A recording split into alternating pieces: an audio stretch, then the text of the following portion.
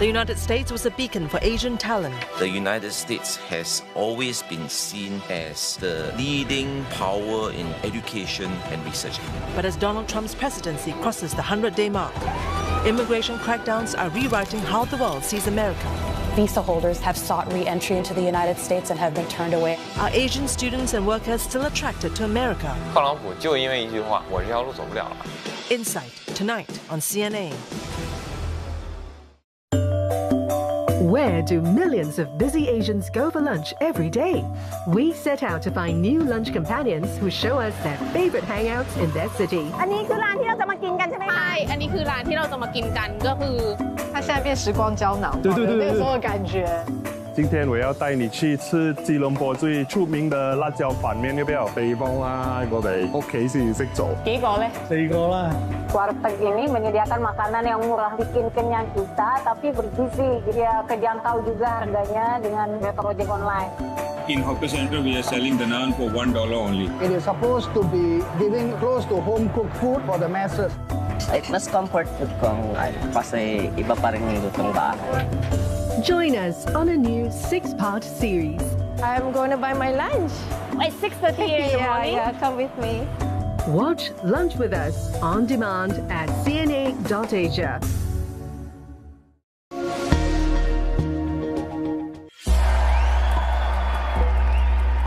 The second Trump administration has passed its 100-day mark. And with it came a change in how America views migration. This is an executive order entitled Protecting the American People Against Invasion. Since returning to office, President Trump has signed numerous executive orders clamping down on immigration.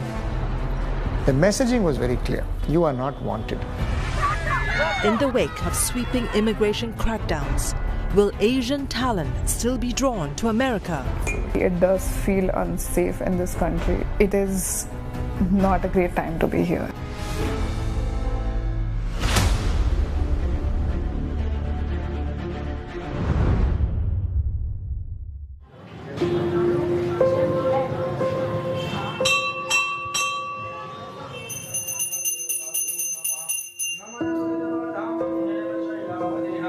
In a quiet neighborhood of Delhi, India, this temple, dedicated to the Hindu god Hanuman, has earned a new nickname, the Visa Temple. मैं बताऊं चमत्कारिक हनुमान मंदिर इसलिए कहते हैं क्योंकि ये सिर्फ वीज़ा के लिए नहीं है। अगर आपके अंदर कोई भी मनोकामना है, आप आइए, भगवान के सामने हाथ जोड़िए, अपनी अर्जी डालिए और वो ज़रूर से ज़रूर पूरी होगी।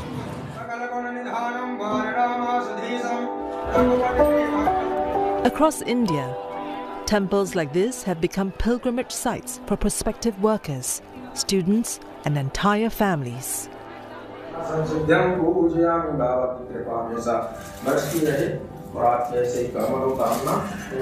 Today, Vikas Anand has come to pray that his visa to the United Kingdom will be granted. Before him, his brother found success in his visa application to the United States after visiting the temple.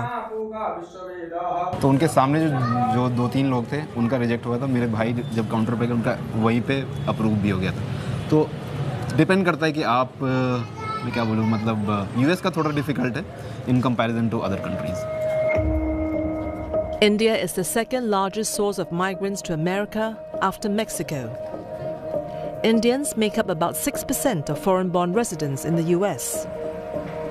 These days, however, would-be migrants could find more obstacles in their paths since President Donald Trump's return to the White House. In his first week, Trump issued several executive orders expanding deportations, cutting legal protections, and reinstating travel bans.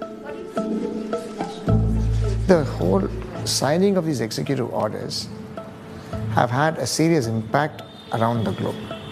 The messaging was very clear. You are not wanted. As far as immigration is concerned, this question of border security, this question of ensuring that illegals are not, there's not a flood of illegals coming in, is very much front and center for the Trump administration. On February 6th, that message made landfall in India. 104 deportees arrived on a single flight, the first of what would become a larger wave of supposed illegal Indian migrants deported. Among them were Harvinder Singh, an undocumented migrant. उधर हमारे हाथों में हथकड़ी, पैरों में हथकड़ी लगाकर तो उसने हमको बोला कि आप कैंप पर जा रहे हैं, लेकिन कैंप पर नहीं भेजा उसने, हम एयरपोर्ट पे लेकर गए तो जहाज में हमें बैठा दिया, कहते हैं आप इंडिया जा रहे हो. These removal proceedings or these deportation actions from the United States are happening very, very quickly, and they're happening one after another and in large numbers. These removals are in line with the hardline immigration pledge President Trump has championed since his campaign trail. When I win on November 5th, the migrant invasion ends and the restoration of our country begins. The whole idea, not just that foreigners are coming and, taking jobs, eating into welfare, whatever it is, but foreigners also being a risk, if not a threat, to national security. The administration has cited national security concerns over the illegal entry of undocumented migrants as a core reason for the deportations.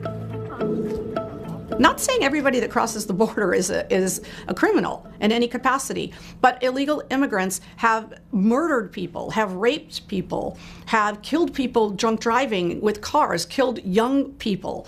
82% of American people want anybody here illegally that commits a crime to be deported. So prior to this administration taking over, we had a significant amount of trafficking, human trafficking coming across the border. And mainly, it happens all throughout the district. Scott Gray is a Republican assemblyman from New York. He has seen the impact of open borders up close. In the last couple of years, New York City struggled with a migrant crisis as other states bussed migrants to the metropolis. This left the city struggling to house the newcomers.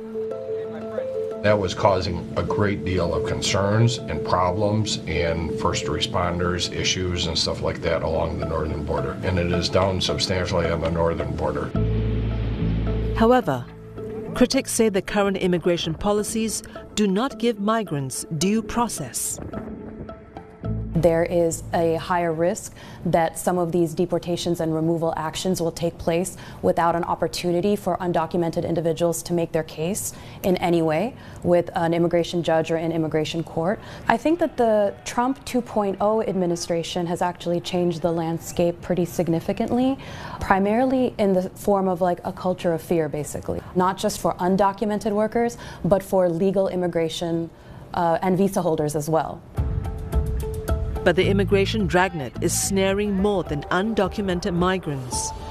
Even those who have come to the US on valid visas find themselves in jeopardy. On April 19th, the Trump administration revoked the visas of more than 1,000 international students, citing undisclosed national security concerns. Many learned of their status change only after being locked out of the university system known as SEVIS, or contacted and arrested by ICE, the US Immigration and Customs Enforcement. I think there are different levels of things that are out of our control that are happening that are making international students like me scared right now in the US. No matter what visa you have, it can just be revoked by the State Department if they want to. Neeraja Kulkarni came to the US in 2022 to pursue a master's degree. After a stint as a design researcher in India's clean energy sector. I was thinking I will study for 16 months and I will work here for 2-3 years, get experience, and then head back to India to support the development sector again. Asia is the largest source of international students to the United States. India and China alone make up more than half of American universities' overseas enrollment. For Neeraja, the US was more than a place of study. It was a global hub, a launch pad to do meaningful work in clean energy. I came to the US to get education and exposure because at that point I thought the US has the most influential effect in global politics. Here you go. Niraja graduated in December 2023 and found work through the OPT, or the Optional Practical Training Program. It allows international students in the US to work in their field of study for up to 1 year after graduation. She was eventually accepted as an intern in a think tank in Washington, D.C. When the OPT period starts, every student goes through this harrowing process where they are extremely stressed and they usually cannot really enjoy their lives for at least 3 to 4 months when they don't have a job. At the end of her OPT year, her employer must sponsor a full-time work visa so she can stay on. But Niraja is having second thoughts. It does feel unsafe in this country because the US is not just regressing right now, it is a rogue nation and it is not a great time to be here. For years, the US has consistently ranked as the top global destination for higher education. In Beijing, China, 17-year-old Li Xiaoxing had always hoped to study stateside. 因为美国是一个多元化的一个地方，然后呢，它有这种无限可能嘛。美国就跟另一个地球，地球上另一个地球一样，我那种感觉，你就能有更多的阅历、更多的经验，然后能让你甚至可能在就是将来世界各地的这个就业上都有很大的帮助。上学这件事儿，还是这个坚定自己的这个想法的，是吧？嗯。小时候经常我爸妈会带我去美国旅行，然后我在那边去过很多这种主题公园，像乐高公园、迪士尼或者那个环球影城。我在那边就是这些主题公园里，感觉就非常的快乐。然后当时我小时候就觉得，这么好的地方，我以后我上学我要天天都在这个地方待着。Xiaoxing is due to graduate high school next year, but now he's uncertain about his American ambitions. In March, a Republican congressman proposed a bill to stop the issuance of visas to Chinese students. 就那天晚上选总统的时候，我记得特清楚。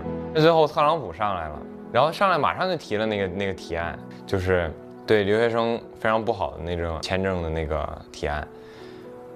然后我就我就是真特害怕，因为我从1年级到现在，我一直学的都是就是国际的课程，所以可以说我没有回头路，我只有上美国这条路。所以如果说哪天特朗普就因为一句话，然后我这条路走不了了，那我真不知道我应该怎么办。Last October, in a survey of 600 prospective international students, over 4 in 10 said they were less likely to consider studying in the US under a Trump presidency. In a more recent survey by an international education services company, a majority of students say their impression of the US had improved after the election. However, almost 2/3 would change their views if the US imposed travel bans. You will not only see potential students from overseas do a double take in terms of whether or not they want to go there. You will see Americans or US-based students also considering the possibilities and prospects of leaving that environment. The students from abroad contribute significantly towards the American economy because they are money bags who come in. As much as the students need that kind of education, US needs these students also. How are America's shifting immigration rules reshaping the lives of those who once believed they belonged?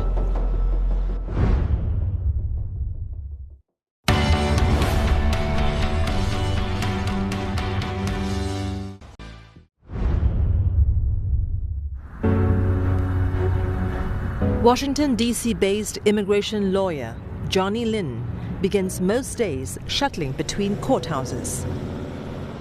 This is a final hearing for an asylum client, so he came through the southern border and sought asylum with the immigration court.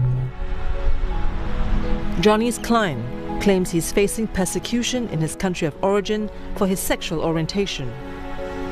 Every year, thousands attempt to cross via Mexico into the U.S.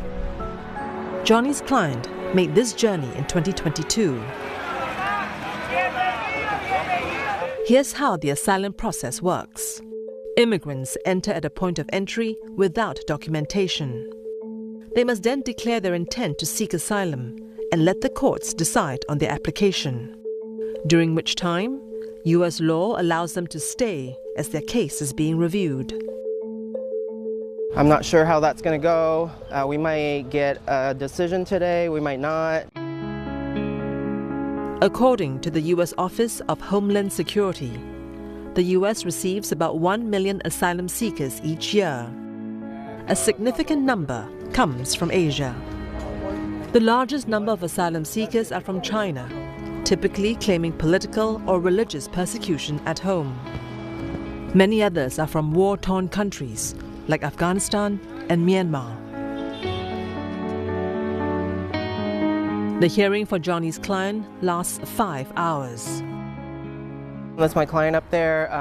We just lost the case. He's pretty upset, so he's not willing to talk right now. The judge did enter a removal order for him today, so he is technically ordered removed from the United States. The decision today is the opinion of this specific judge. Okay. So once we file the appeal, the evidence is going to go to a different judge, and they're going to look at everything. Okay. Yeah. Since the new administration came in, the past few months, we've been getting an increased amount of phone calls. They're mainly from people who have been detained in immigration detention. Under the Trump administration, asylum has become significantly harder to claim. Policies have narrowed eligibility criteria. While asylum seekers were previously allowed to live in the U.S. while their cases were processed, they are now subject to detention. These are just a few of our cases in the past few months, and we have more behind me in these cabinets over here. Even Afghan refugees are at risk. Some were forced to flee after the U.S. withdrawal and Taliban takeover. The Biden administration allowed them to stay in America under authorized emergency programs meant to offer safety and a fresh start. But under Trump, even those once welcomed are no longer assured of residency. President signed an order to cancel humanitarian parole for some countries, and it may add Afghanistan to it as well. When humanitarian parole people came here legally, with this executive order, they means they are not here illegally anymore. Freshte Ganjavi, a former refugee herself, now advocates for their right to stay. Let us not forget, there were a lot of peoples, a lot of Afghans in Afghanistan, in Iraq, came with the SIV visa here. The SI visa, or Special Immigrant Visa, is for Afghans and Iraqis who worked with the U.S. military or government during the war on terror.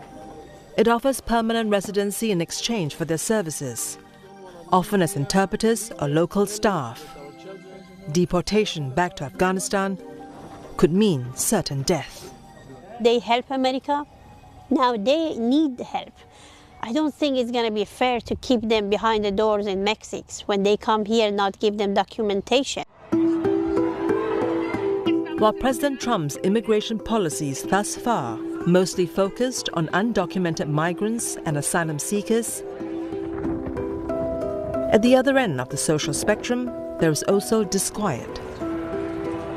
High-skilled visa holders, too, face anxiety over their immigration status. One thing that has happened, however, as a result of recent actions, is that H-1B visa holders who have already had the visa approved on their behalf have sought re-entry into the United States and have been turned away and have had that visa revoked.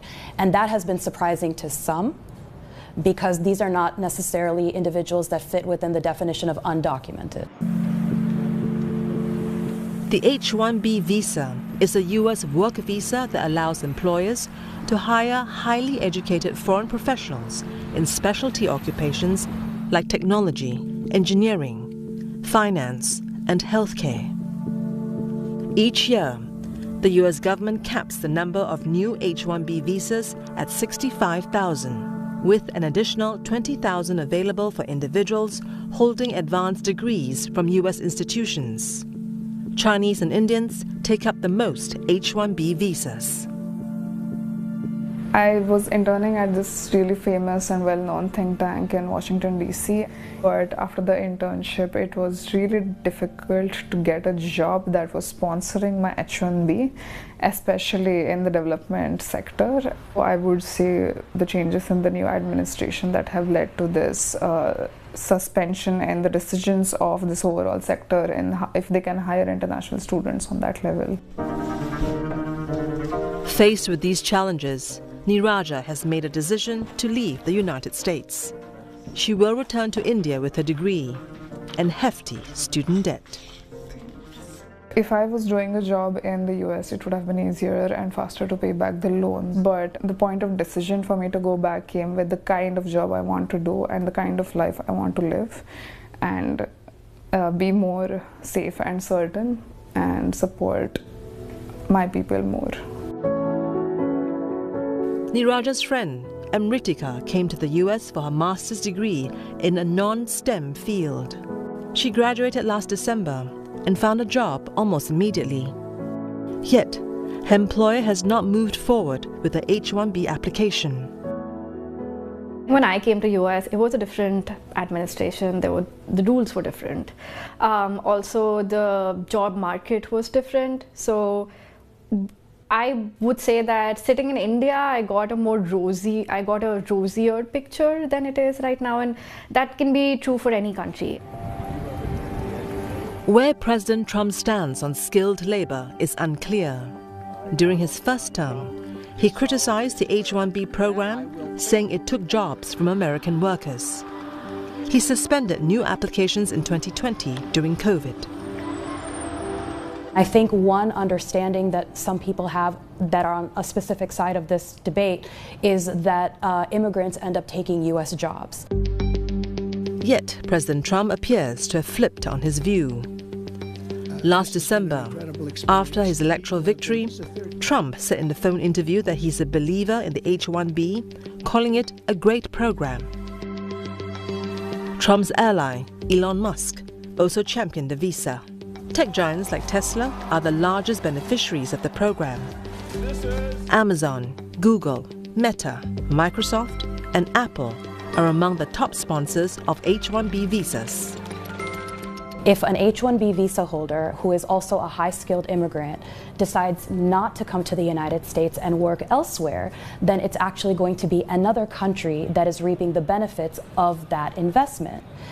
Examples of that investment include the fact that more than half of companies in the U.S. that are valued at $1 billion or more were actually founded by immigrants or children of immigrants. The president talked about, finding a path for these individuals who are gainfully employed and contributing to the economy to remain in the workforce. And I think that is what I support going forward. He's affirmed his support for that type of activity. So I think we have to find a way to keep some of those people, as long as they're not a risk to the community, keep them gainfully employed. There is yet one more piece of Trump's migration policy that could deter skilled foreign labor. Married couple Amit Pandey and Sakshi Tripathi are working professionals on H-1B visas. They are originally from India. Amit codes by day. So I'm an H-1B guy. Do you know what H-1B is? I think you guys know where it's going, right? Okay, cool.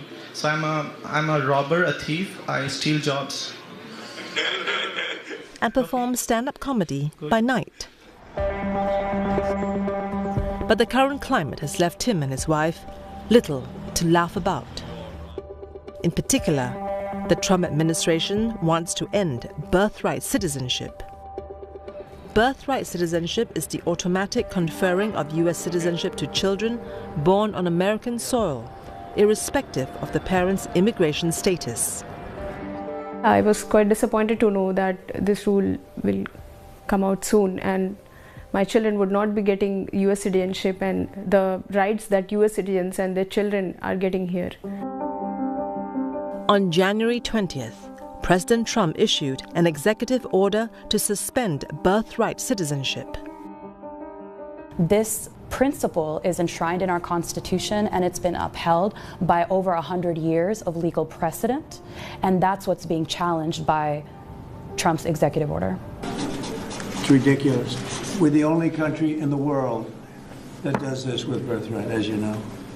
The effect is children born in the United States, those children would essentially be stateless until their parents took some sort of proactive steps or measures to get some sort of alternative citizenship for them. It's very, very concerning to have a child born and not be a citizen of anywhere. I was totally angry. I was angry about it. I was like, he should not do this. Why is he doing this? Trump's executive order is currently being challenged in court. We are thrilled that the judge issued a temporary restraining order directing the United States government to take no further action in enforcing and implementing the unconstitutional and un-American executive order attempting to eliminate birthright citizenship in America. The outcome of the hearing could give skilled Asian migrants pause if there is no pathway to citizenship for their children. For Amit and Sakshi, they've put their pregnancy plans on hold. One of the big factors that people consider when they move countries, that okay, what's the citizenship of their next progeny is gonna be, and I would say it was one of the factors for me too, because I have gone through a lot in the Indian, system and society, and having gone through all of that, I wouldn't want my next generation to go through all of that. If Asian workers and students are now reluctant to come to Trump's America, what impact will this have on the country?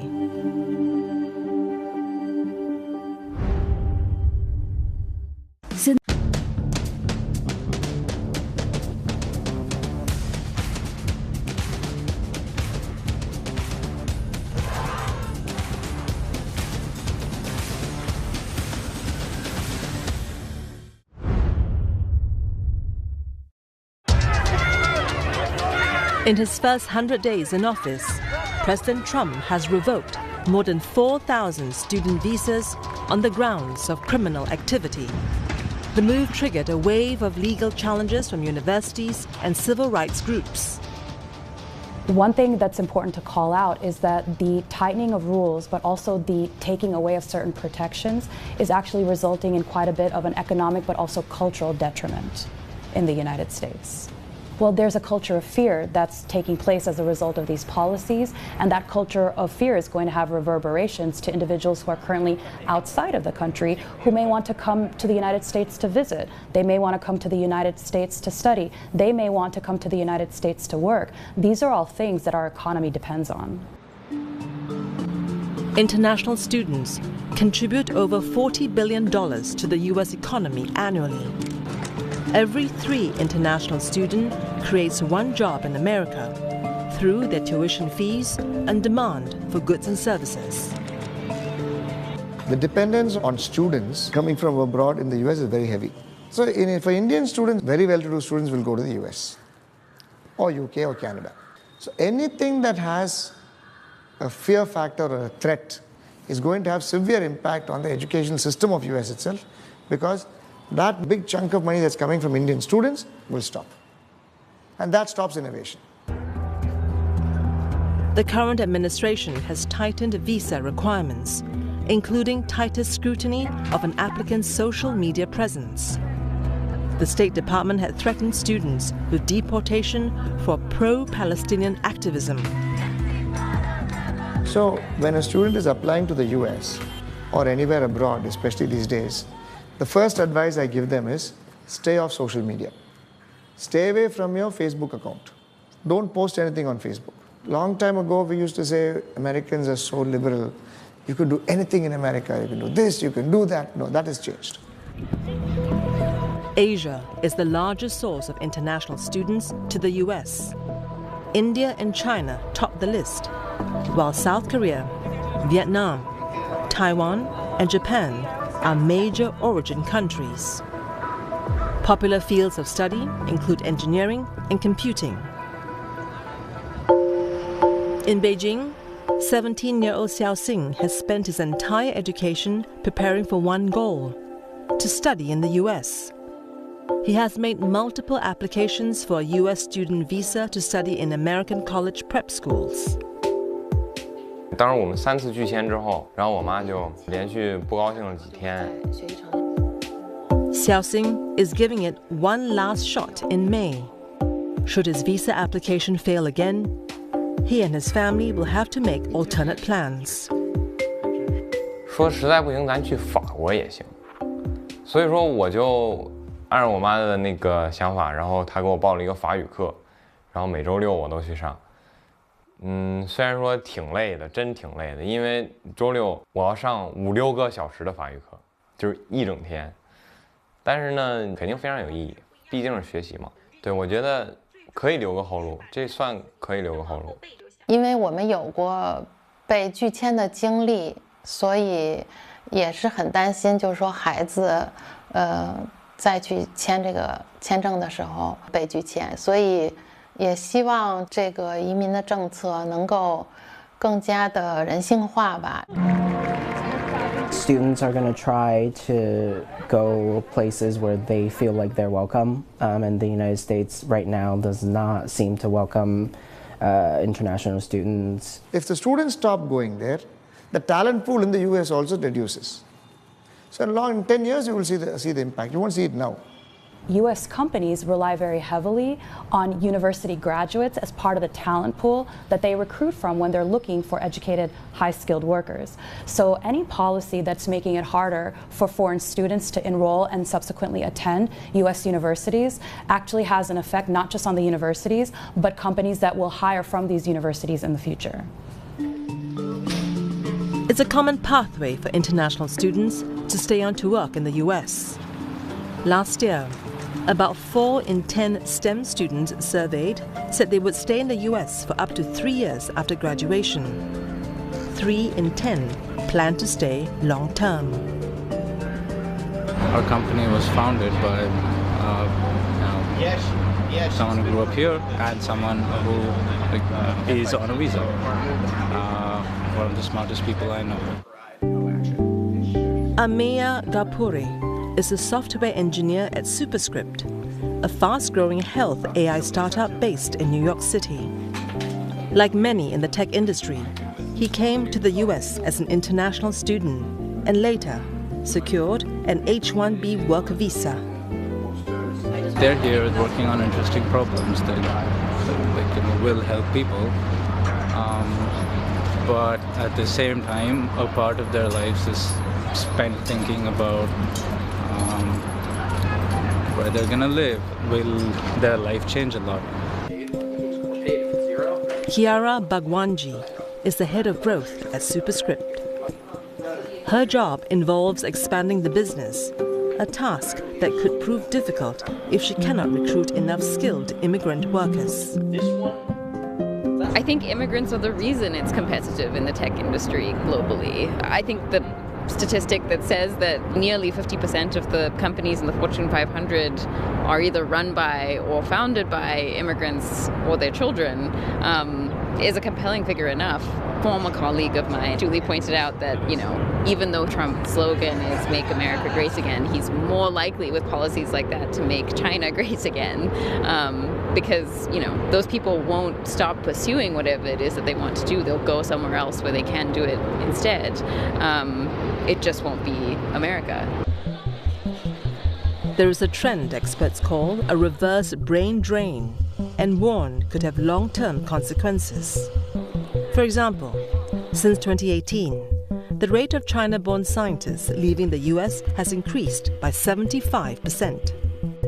A trend which could be accelerated by the current administration's moves on immigration and cut in research funding. As many of researchers brought their expertise back home, China has rapidly closed the innovation gap with the US. We have to see what the downstream effects would be. If somebody comes to the United States and studies in the United States and then takes that education and skill set and their talents elsewhere, how is that helping the United States? When the Democrats or media around the world talk about H-1B visas are being limited coming to the United States, no, they're not. They're being grown. There was a whole interview that was done with Elon Musk saying, I talked to President Trump. We need more H-1B visas for that high technical talent. President Trump came out himself and said the H-1B visa is supported by me and under no threat whatsoever. Beyond the tech and research communities, the anti-immigrant rhetoric has also reached other sectors. There's a lot of industries in the United States that are seasonal. And as a result, they don't necessarily rely on US workers because they only need people to fill these positions for a limited period of time during the year. There are other industries, for example, nursing, where the United States is actually experiencing a significant and accepted labor shortage.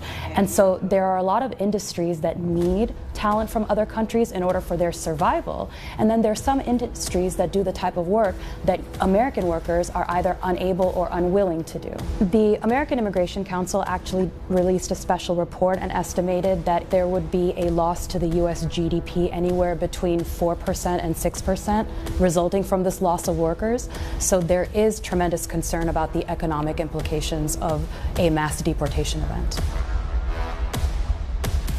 The migrant workforce is important to a lot of different sectors. And I think we have to find a way forward for that type of workforce. So I think we have to find a way to keep some of those people, as long as they're not a risk to the community, keep them gainfully employed. Across America, legal challenges have been mounted against deportations. Will the outcome change how America is viewed by Asian migrants?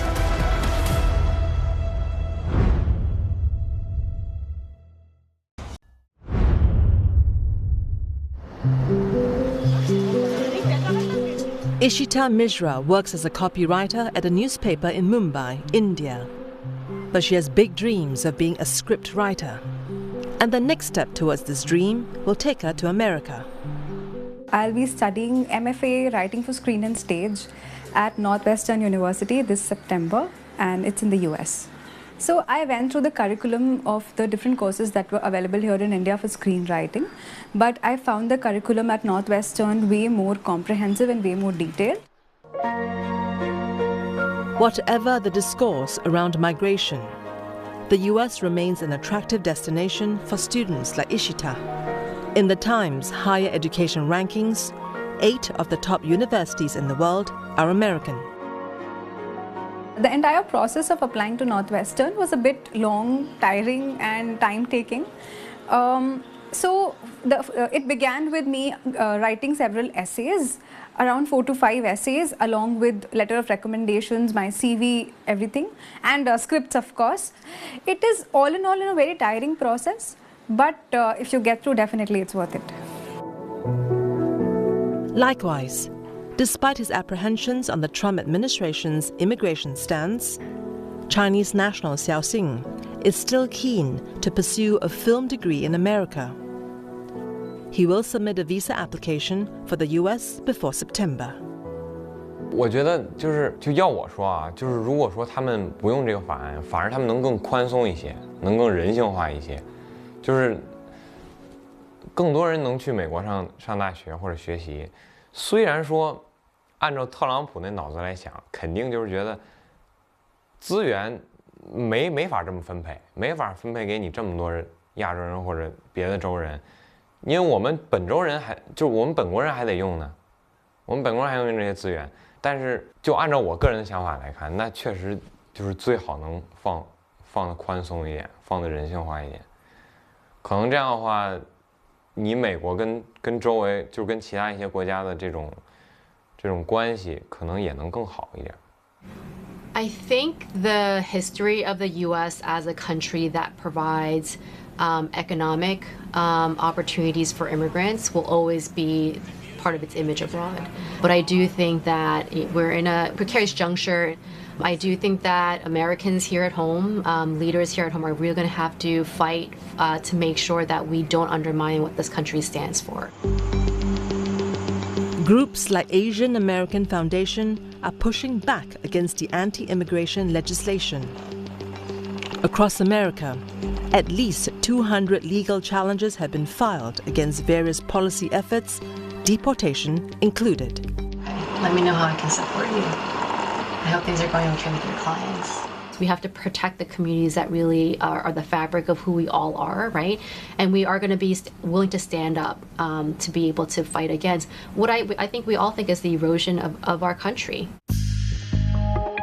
New polling shows more Americans disapprove of Trump's immigration policies.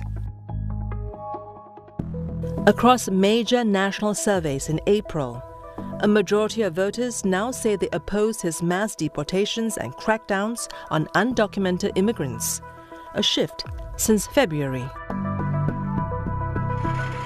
As for international students, there is some reprieve. On April 25th, the Trump administration announced it would reinstate the legal status of hundreds of students whose visa had previously been revoked. But the relief could be temporary.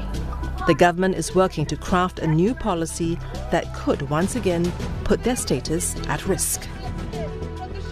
It's too risky and uncertain. Any policy changes is really up to the government, where it would do whatever it deems important or is important for their security or to save their own citizen and employment. I am going to stay till March of next year. Every day that passes, I have to think about, okay, so now it's 1 year, it's 11 months, 29 days. It's 11 months, 28 days. So it's like back counting, you're leaving the country. It's scary. But even if visas were reinstated and entry rules relaxed, the anti-immigrant shift is clear. In speeches, President Trump's office has described migrants crossing the southern border as an invasion, referring to asylum seekers as criminals. Every day, Americans are safer because of the violent criminals that President Trump's administration is removing from our communities. Though research shows that migrants in the U.S. commit crimes at a lower rate than citizens, the use of such language can color how Americans view outsiders. So this has become kind of, the lingua pal of this entire area. Now, what has happened in the last few months is a theory of normalization, especially normalization of hate. This has had a cascading effect across the table, across the board, from top to bottom. This normalization means it's okay to do something that was considered untoward till recently. Before January 20th, you would not speak something like that. The way that national leaders are talking about immigrants, people are very much going to feel that the problem lays with immigrants, which we know is not the case. Anti-immigrant rhetoric by national leaders, it sort of gives permission for people to sort of target what was a vulnerable population or communities. As it is, Asians already feel unwelcomed in America. In a 2025 survey by the Asian American Foundation, almost 6 in 10 Asian Americans do not feel they truly belonged in the U.S. I think during COVID, because of the spike in anti-Asian hate that has actually been consistent and persistent during the past 5 years, I think is likely to impact educational and economic opportunities that people may be seeking here. And then now with the second administration, people very much feel that the neighborhoods that they're a part of, the cities and country that they're a part of, is no longer there for them, even though they've helped to build local communities and economies. They're afraid that they're somehow going to get targeted because they are an immigrant-owned business. Their workers are afraid to come to work. So we had our small business owners say, like, I haven't been able to get my workers to come out because they're afraid. They themselves are afraid. President Trump's second term in the White House has crossed the 100-day mark. In the months to come, the impact of his immigration policies on Asia will become clearer as student enrollment numbers and H-1B application data come in. Will America remain the aspiration of many Asian migrants? The first time that Trump was in office, the New York City comptroller at the time had released a report. And that report showed that for their share of the population, Chinese and Indian immigrants were deported at the highest rates. But no one told that story in the media. Obviously, we want legal immigration into the United States, but not come in and then use our social services, stay in the hotels, we have to support you. Our tax dollars, my tax dollars, every American's tax dollars being used in that capacity versus for our veterans. It's a bad look to have all the people coming into the United States like that. People don't like it. Every issue in the United States now is politicized. And that's not particularly healthy in terms of moving society forward. So we will have to wait and see whether American society can find a new equilibrium. I would like to think that they will eventually be able to, but it's a process, and as with all things about processes, it can get rocky before things sort of stabilize. For now, at least, devotees continue to flock to the Hanuman temple in Delhi, praying for their shot at a life abroad. और obviously एक benefit हमें बाहर ये मिलता है काम करने से कि better living standard और better life हमें मिलती है, and in terms of salary वो भी ज़्यादा होती है, तो इसलिए मैंने decide किया कि ठीक है, if I'm getting an opportunity I should go for it.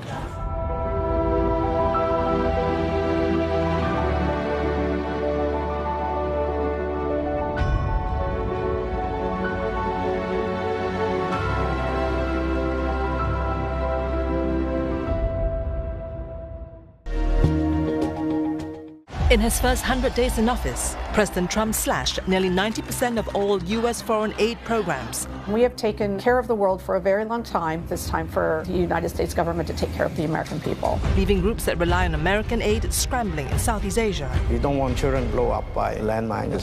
What would the loss of aid cost the U.S. and the region? It would benefit China if the U.S. loses the ability to influence governments. Insight, Thursday on CNA.